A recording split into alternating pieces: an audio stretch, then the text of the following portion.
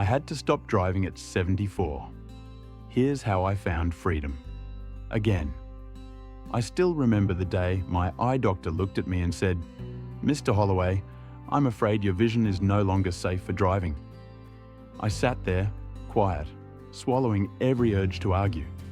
I was 74 years old, and just like that, I had lost one of the biggest symbols of my independence, my ability to drive. My name is James Holloway. I live alone in a quiet suburb in Ohio. For over 50 years, I've been behind the wheel. I drove my wife to the grocery store, took the kids to school, went to church every Sunday morning, and took myself to doctor appointments, the library, or just out for a drive when the world felt heavy. Driving was more than a convenience. It was freedom. But age crept in, and with it came macular degeneration. At first, I started struggling to read road signs at night. Then, I missed a stop sign one evening and barely avoided hitting a cyclist. That shook me. I knew deep down something was changing, and after one too many close calls, I had to face the truth. It was time to hand over the keys. Losing the ability to drive was more than just a lifestyle change. It was an emotional blow.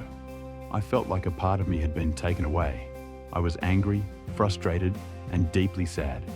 No more spontaneous trips to the farmer's market, no more Sunday drives with music on the radio. Just silence. At first, I leaned heavily on my son. He came by every weekend to help with errands and drive me around. Eventually, I learned to use Uber, something I thought was just for young folks. It wasn't as scary as I'd imagined.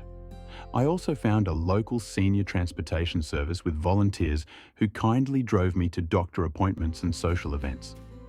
Slowly, I started to rebuild a sense of independence, just in a different form. I began walking more, which was something I never thought I'd enjoy. It was slower, yes, but with every step, I felt a small victory. I also began spending more time at home, but not in isolation.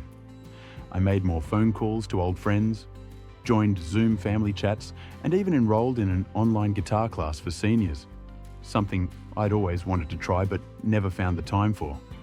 The freedom I lost on the road, I found in new ways I never expected. I'm sharing this story because I know there are others out there going through the same transition. Losing the ability to drive can feel like losing a part of yourself, but it doesn't have to mean losing your independence. You don't need a car to live a full, meaningful life. There are always other roads to take. You just have to be willing to walk them.